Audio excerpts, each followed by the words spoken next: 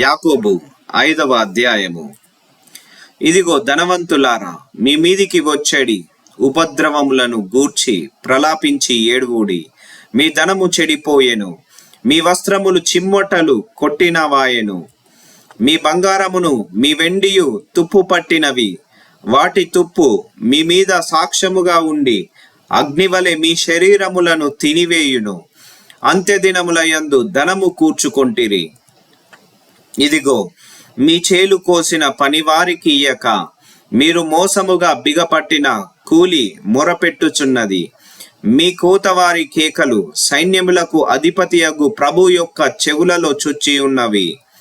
మీరు భూమి మీద సుఖముగా జీవించి భోగాసక్తులై వద దినమందు మీ హృదయములను పోషించుకొంటిరి.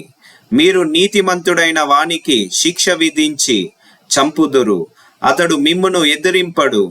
సహోదరులారా, ప్రభువు రాకడ వరకు ఓపిక కలిగి యుండుడి. చూడుడి, వ్యవసాయకుడు తొలకరి వర్షమును కడవరి వర్షమును సమకూడు వరకు విలువైన భూఫలము నిమిత్తము ఓపికతో కాచుకొనుచు దాని కొరకు కనిపెట్టును గదా. ప్రభువు సమీపించుచున్నది గనక మీరును ఓపిక కలిగియుండుడి. మీ హృదయములను స్థిరపరచుకొనుడి. సహోదరులారా, మీరు తీర్పు పొందకుండు నిమిత్తము ఒకని మీదనొకడు సనుగకుడి.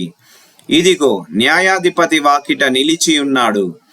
నా సహోదరులారా, ప్రభు నామమును బోధించిన ప్రవక్తలను శ్రమానుభవమునకు ఓపికను మాదిరిగా పెట్టుకొనిడి.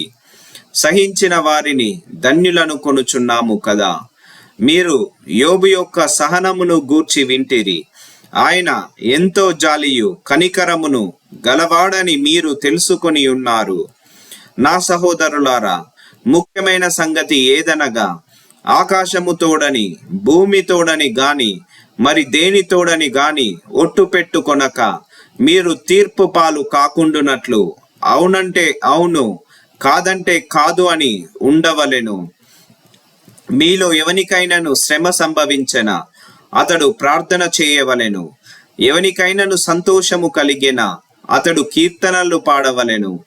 మీలో ఎవడైనను రోగి అయి ఉన్నాడా అతడు సంఘపు పెద్దలను పిలిపింపవలెను. వారు ప్రభు నామమున అతనికి నూనె రాచి అతని కొరకు ప్రార్థన చేయవలెను. విశ్వాస సహితమైన ప్రార్థన ఆ రోగిని స్వస్థతపరచును. ప్రభు అతన్ని లేపును. అతడు పాపములు చేసిన వాడైతే పాప క్షమాపణ నొందును. మీ పాపములను ఒకనితోనొకడు ఒప్పుకొనుడి. మీరు స్వస్థత పొందునట్లు ఒకని కొరకు ఒకడు ప్రార్థన చేయుడి.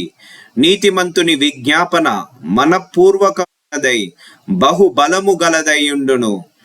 ఏలియా మన వంటి స్వభావము గల మనుష్యుడే. వర్షింపకుండునట్లు అతడు ఆసక్తితో ప్రార్థన చేయగా 3.5 సంవత్సరముల వరకు భూమి మీద వర్షింపలేదు. అతడు మరల ప్రార్థన చేయగా ఆకాశము వర్షం ఇచ్చెను, భూమి తన ఫలము ఇచ్చెను. నా సహోదరులారా, మీలో ఎవడైనను సత్యము నుండి తొలగిపోయినప్పుడు మరి ఒకడు అతనిని సత్యమునకు మళ్లించిన ఎడల పాపిని వాని తప్పు మార్గము నుండి మళ్లించువాడు మరణము నుండి ఒక ఆత్మను రక్షించి అనేక పాపములను కప్పివేయునని తాను తెలుసుకొనవలెను. Thank you, Jesus.